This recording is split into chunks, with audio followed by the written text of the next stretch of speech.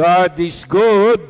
All the time. All the time. God is good. Galing ah. Masayang masaya siguro kayo sapagkat kapistahan ng inyong paaralan. Pero ito ay kapistahan ng buong daigdig, ng buong sanlibutan. Sapagkat binigyan ng Diyos ang sangkatauhan ng isang napakabuting patron, napakabuting tao, at ginamit niya ang taong ito upang alagaan. Walang dilit iba kundi ang ating mahal na ina at ang Panginoong Jesucristo na anak ng Diyos. Ayun, yun ang pinaka-misteryo niya, ang pinakahiwaga ng buhay niya ay umikot sa pag-aalaga kay Jesus at sa mahal na ina. Ganun lang kasimple, di ba? At siyempre, inalagaan niya yon para sa kaligtasan ng sangkatauhan. Iningatan niya ang ating Panginoon upang tayo ay mailigtas paglaki ng ating Panginoon. Siya ay mamatay para sa atin. Kaya inihanda rin ni San Jose si Jesus. Kasama siya sa naghanda kay Jesus. Una, siyempre, ang Diyos Ama, sumunod ang mahal na ina, and then sumunod si Saint Joseph. Kaya nga napakataas ng ating ginagawang veneration. Veneration, isang malaking paggalang, pagluwalhati sa Diyos, sapagkat tayo ay binigyan ng isang taong napakabuti. Pero mapapansin nyo, mga minamahal na kapatid, kung si Saint Joseph ay medyo matanda dyan sa image niya ngayon, talagang si Saint Joseph ay kabataan pa, baka 16 years old, 17, 18. Noon, ang mga tao, matured na sila kapag 14 years old, 15, 16. Talagang nakakabuhay na sila ng pamilya kasi wala pang mga pag-aaral noon. Hindi pa nag-aaral ang mga tao. Nagbabasa lamang sila. Yun lang ang kanilang pinag-aaralan. Okay? So, kaya makikita mo, silang lahat nangangarap na magkaroon ng pamilya. Kasi the best na maitatayo ng isang tao sa daigdig na ito ay ang pamilya, no? Yun ang pag-uukulan niya ng lahat ng kanyang energy, ng lahat ng kanyang lakas, isip at damdamin, di ba?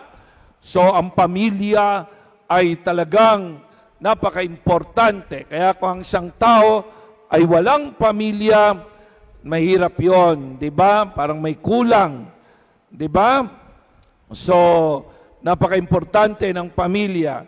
Kahit minsan ang pamilya natin hindi buo, importante may pamilya, di ba? May pamilya na kung saan lalaki ka, tuturuan ka doon, magmamatured ka, at ikaw ay magiging mabuting tao pagdating ng panahon. Malaking gawain, tungkulin ng pamilya ang ihatid ang isang tao sa kanyang pagiging independent. Pero alam niyo po ba, itong si Saint Joseph ay nagkaroon ng malaking problema nung siya ay magbubuo ng pamilya. Malaking problema. pangarap nila magkapamilya, pagkatapos nagkaroon ng problema. Okay? Biglang nabago kasi ang Diyos ay nakialam, no? Pumasok sa plano. Walang kabog-abog. Bigla na lamang ay nagbago ang pangyayari. Alam naman natin, ikakasal sila ni Mama Mary. Alam nyo, sa kultura ng Hudyo, may dalawang yugto ang pagkakasal. Dalawang yugto, dalawang parte. Yung una, yung betrothal, yung tinatawag na irusin. Pag sinabing irusin yung, kaya pala yung irusin sa Bicol ay, ibig sabihin yan ay pagliliyag, no? Irusin, pag-ibigan. So, betrothal, pagkakasunduan. So, yun yung unang parte, irusin. Ibig sabihin yan, pagkakasundo. Ayan, ako si St. Joseph, nagtrabaho siya na nagtrabaho, inihanda niya ang sarili niya, mag-aasawa na siya, di ba? At siya isang karpintero, mag-aasawa na siya. Okay? Masayang-masaya siya. Eh, siyempre, sa pag-aasawa niya, kailangang ihanda niya. So, kailangan meron tinatawag na dowry. Ano yung dowry? Parang mayroon kang ibibigay sa pamilya ng mapapangasawa mo. No? Alimbawa, 50 baka o 10 baka. Di ba? O kaya naman ay meron kang ibibigay na ginto, yung mga ganon. O kaya naman ay mga gamit, yun, mga dowry na tinatawag. And then doon napapasok yung tinatawag na betrothal o irusin.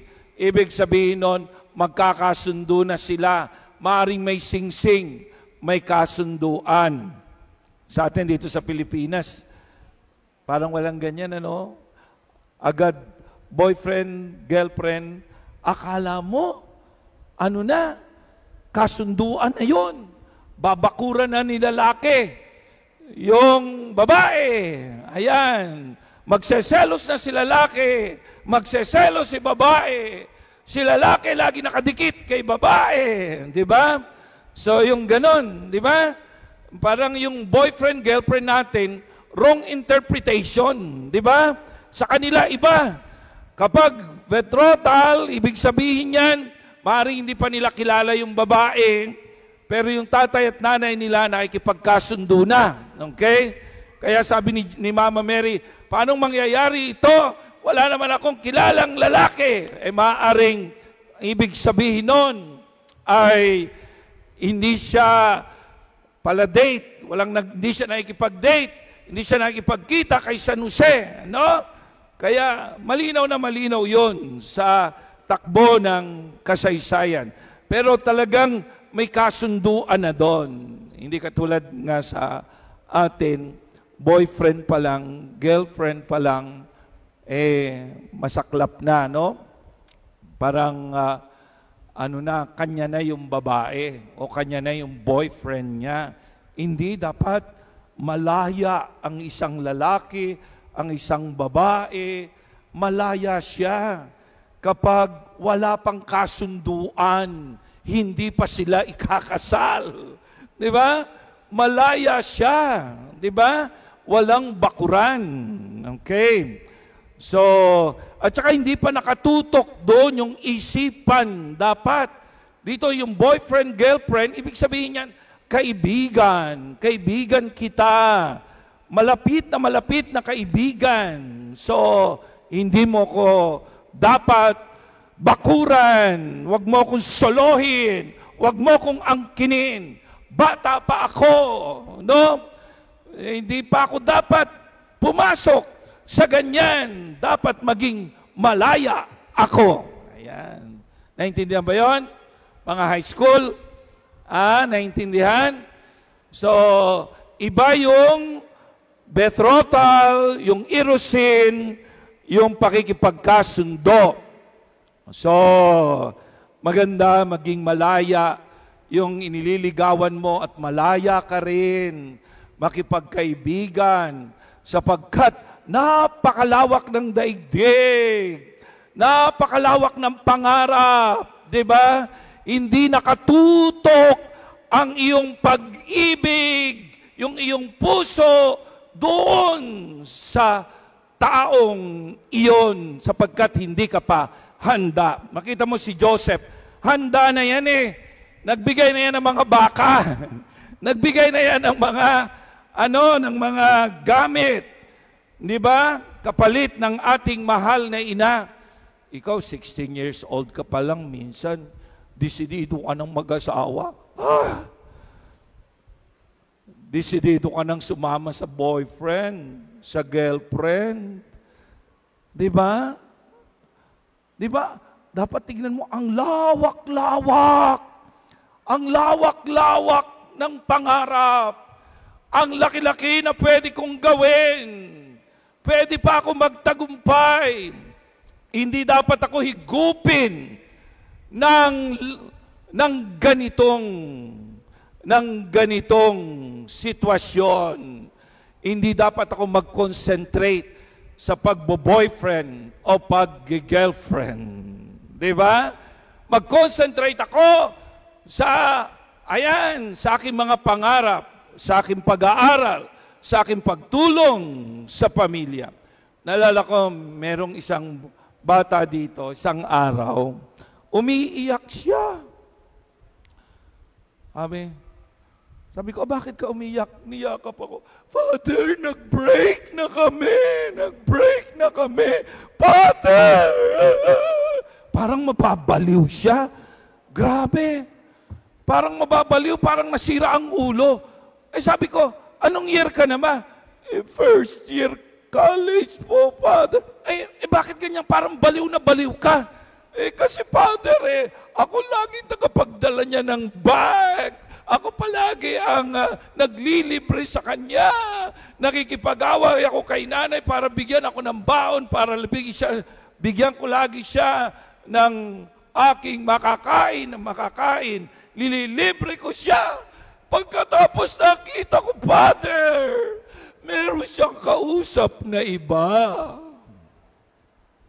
Ay, nako. Gusto kong pitikin yung tenga. Sabi ko, ang dami pang pwedeng gawin. Magpapakamatay daw siya. Ano, papatayin mo yung sarili mo?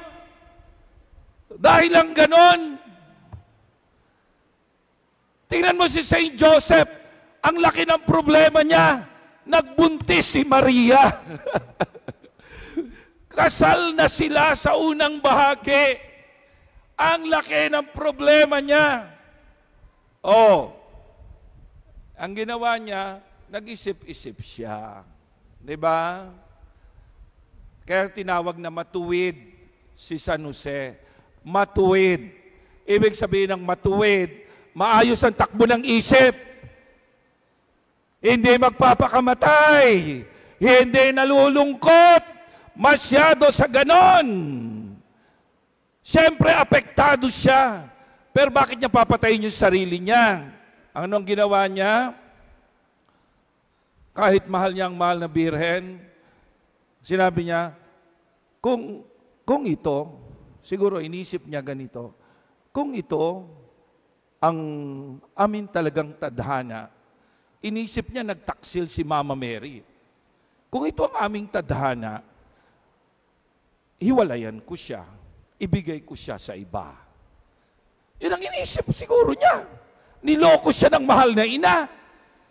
Pero hindi ganon ang nangyari. Dahil nga nakialam ang Diyos, kinausap si Mama Mary at sinabing, ikaw ay magiging ina ng tagapagligtas. Ito sa San Jose, nagtulog lang siya. Natulog siya. Natulog. Nag-isip-isip. At hiniwalayan niya, matuwid. Kaya nga pag sinabing matuwid, ibig sabihin ng matuwid, ayon sa batas. Ayon sa batas. Dapat papatayin si Mama Mary, pero nanahimik na lang siya. Hindi niya ibinulgar si Mama Mary. Matuwid na tao. Pero kung ikaw siguro, ginanon ka ng boyfriend mo, o ginanon ka ng girlfriend mo, ipagugulpi mo. Siya matuwid.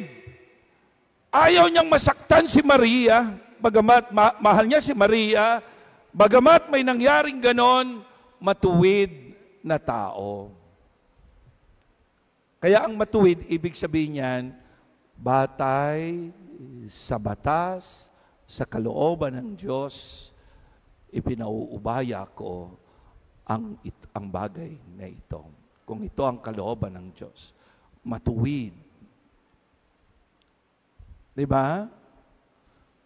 So, yun.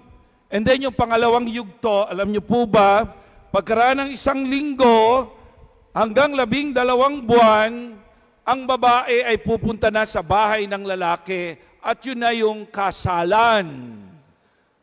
So makikita ninyo, nangyari yung yung pagpunta ng anghel doon sa pagitan ng Irusin at ng pagpunta ng miswin na tinatawag. Yung miswin, yung pagpunta ng babae doon sa bahay ng lalaki. Yun ang nangyari. Biruin mo yun. And then, alam niyo po ba, itong magandang tingnan ngayon pagnilayan. Tingnan niyo ngayon si Saint Joseph at isipin ninyo ang inyong tatay. Di ba? Ang katangian ni Saint Joseph, matuwid, pero malambot ang puso. Kind, mabait, matuwid. Minsan, hindi natin naintindihan ng mga tatay. Di ba?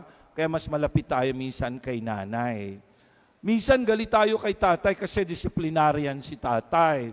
Minsan, si tatay ay nalulupitan tayo sa kanya. Pero, pag sinabing matuwid sa mga batas, kailangan mangyari ito, anak, uuwi ka ng maaga, anak, mag-aral ka, anak, ikaw ay magsimba. Yan ang matuwid kapag nagbibigay ng batas. Kapag ang tatay mo sinabing ganito at sinabi mo unang ganito, tay, ayoko nang mag-aral, mag-girlfriend na lang ako. Ay, kung yan ang gusto mo, anak, suportahan ta ka. Ay, hindi yun matuwid. Kung ang tatay mo ay konsentidor,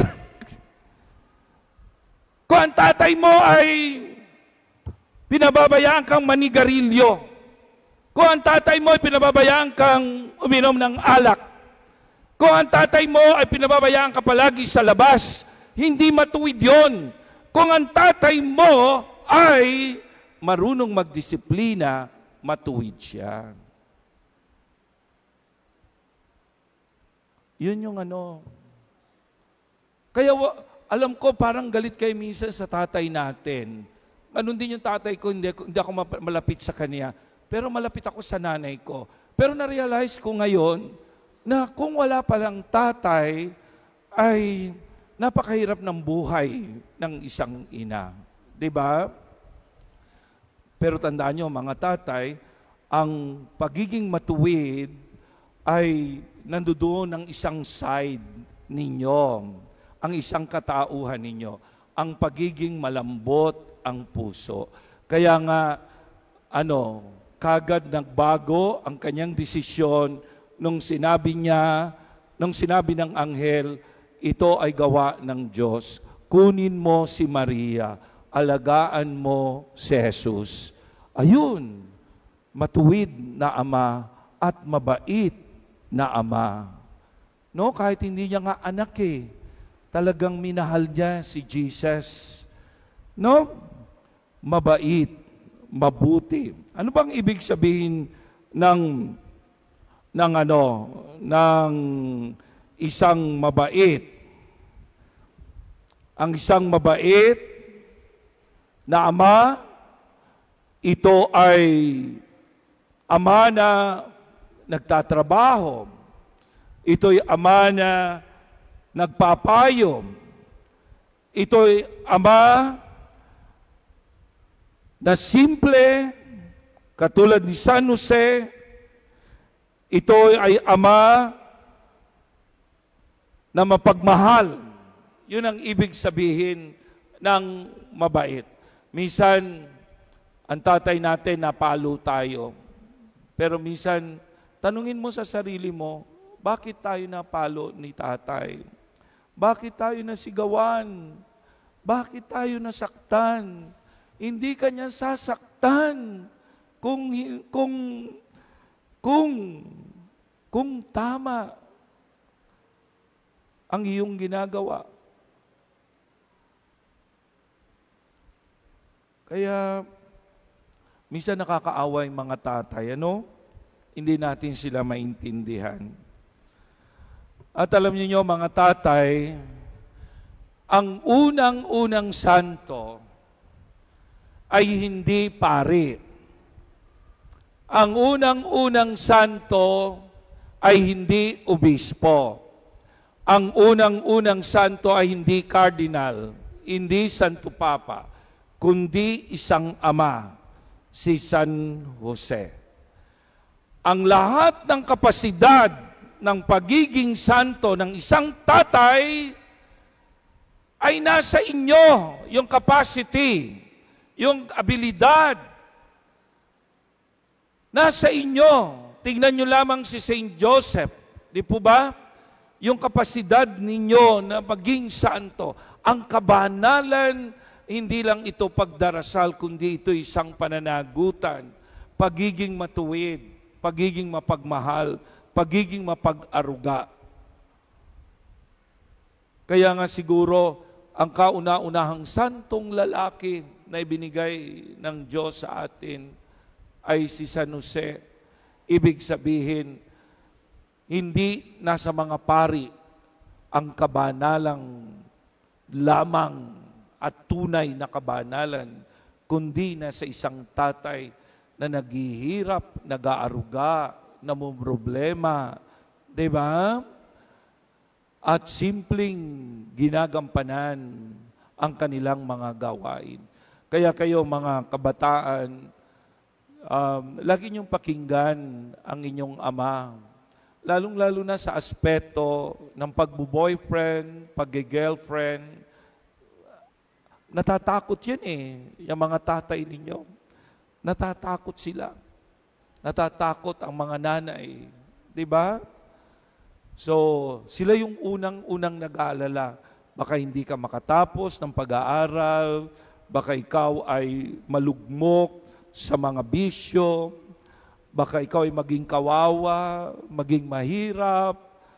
Isang kabiguan ng isang ama, bago niya ipikit ang kanyang mata, bago siya mamatay, ang makita niya ang kanyang anak na walang narating at naghihirap.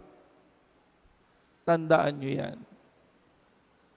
Isang malaking kabiguan iyon sa ama.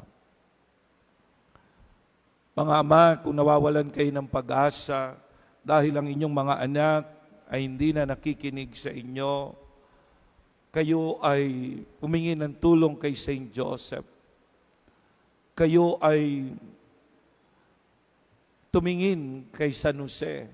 Kung hindi kayo marunong magpatakbo ng pamilya, kung hindi kayo marunong magmahal, kung hindi kayo marunong manindigan, di ba? Kung di kayo matuwid, tingnan ninyo si San Jose. Yun po, yun lang ang aking paalala sa inyong lahat, kasi ang aking sermon ay sana sa mga tatay lang. Nakita ko, ang dami palang mga bata, kabataan, kaya nagbago ng konti ang aking sermon, no? Tungkol sa pagbo-boyfriend, sa pag-girlfriend. Huwag kayong magmadali sa pagbo-boyfriend, pag-girlfriend. Mag-ingat kayo. Sabing ganon kapag umiibig na daw ang kabataan, sabi daw nag-uutak ipis. Sabi ganon, utak ipis. Bakit utak ipis? Ha? Ewan ko, maliit daw ang utak, lumiliit ang utak pag umiibig ang kabataan. Hindi na nag-iisip. Sabi naman ng iba, pag umiibig ang kabataan, ang utak niya ay utak plancha. Anong utak plancha? May utak ba ang plancha? Anong utak plancha? Ha? Yung babae daw, matagal uminit.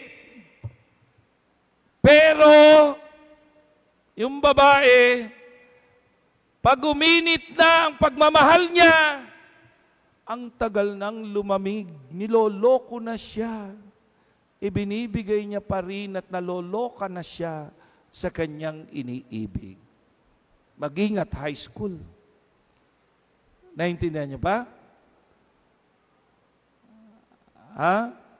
Ang lalaki naman daw, pag umibig, ganito, utak palito. Bakit may utak ba ang palito?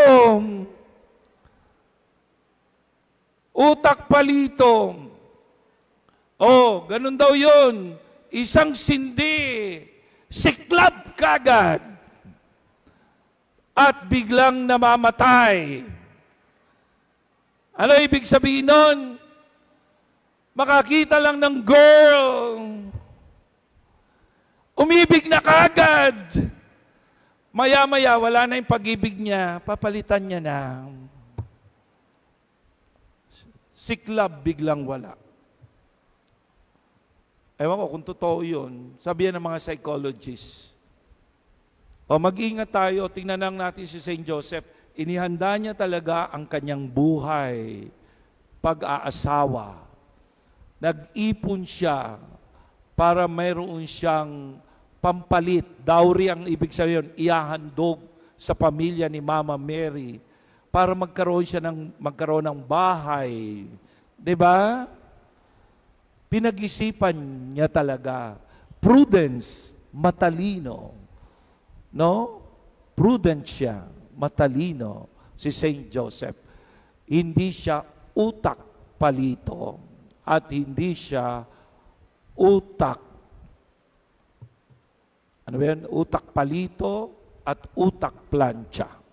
Tanungin mo ngayon katabi mo, pag lalaki yung katabi mo, utak palito ka ba?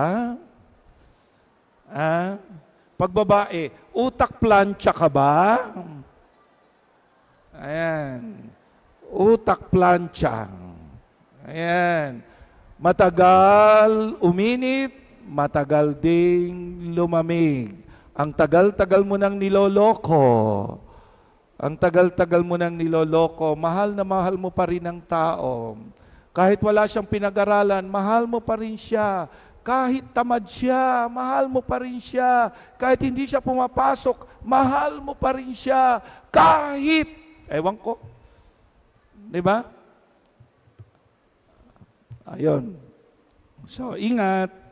So, sabi mo sa katabi mo, ingat ka. Okay. Sa ngalan ng Ama, ng Anak, at ng Espiritu Santo. Amen. Amen. Ilingin natin sa Panginoon na tulungan ang ating pamilya, lalong-lalo na ang ating mga magulang at ang ating mga ama. Ipagdasal natin sila ngayon sa tulong ni San Jose. Habang inaawit natin, alam kong may magagawa ang Diyos.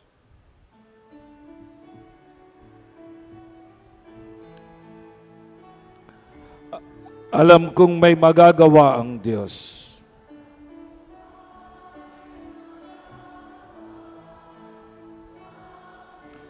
Alam kong may magagawa ang Diyos.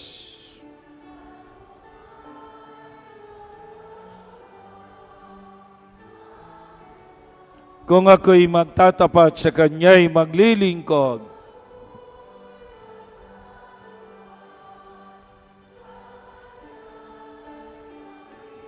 alam kong may magagawa ang Diyos.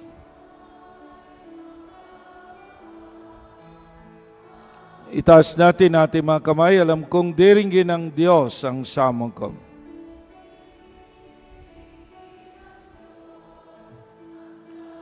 Alam kong diringgin ng Diyos ang samong ko.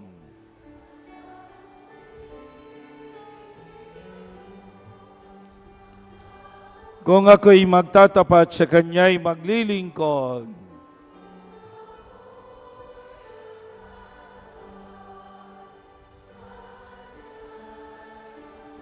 Alam kong diringgin ng Diyos ang samo ko.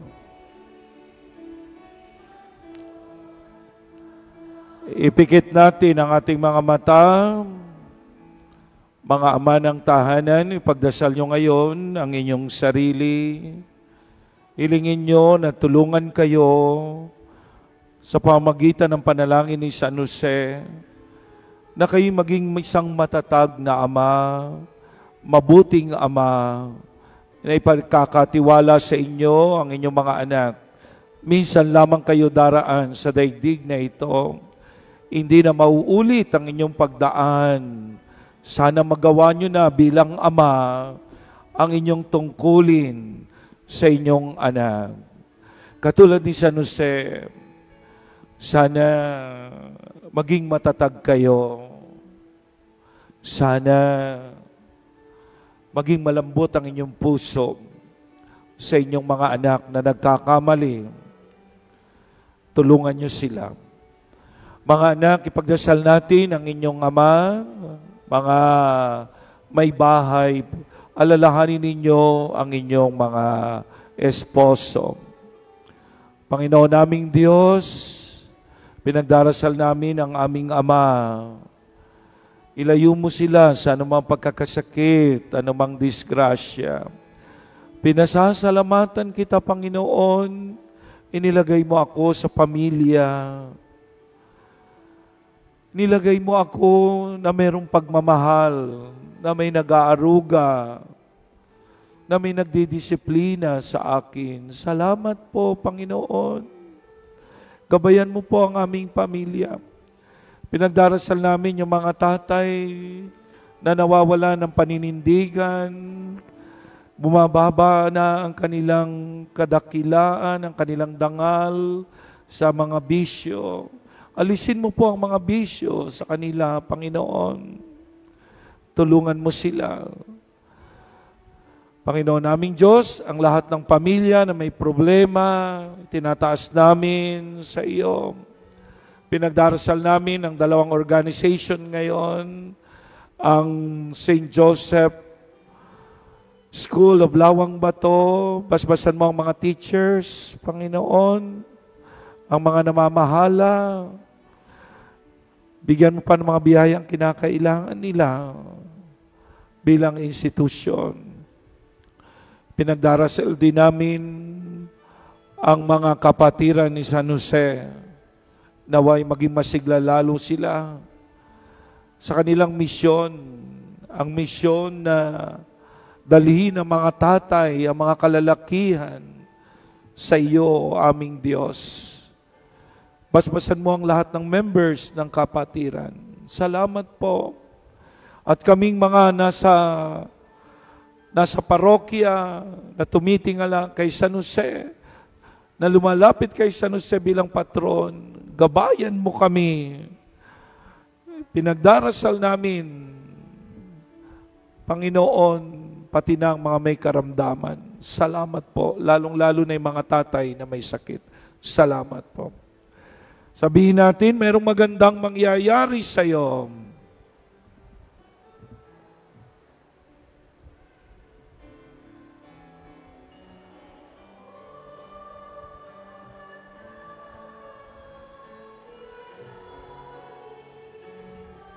Kung lalapit ka kay Jesus,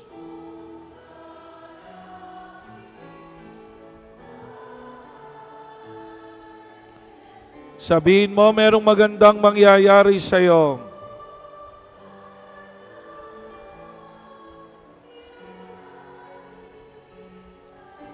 Kung lalapit ka kay Jesus,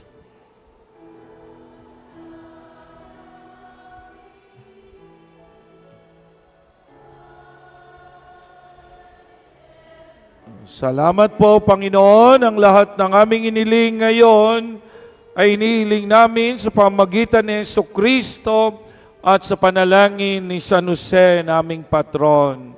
Amen.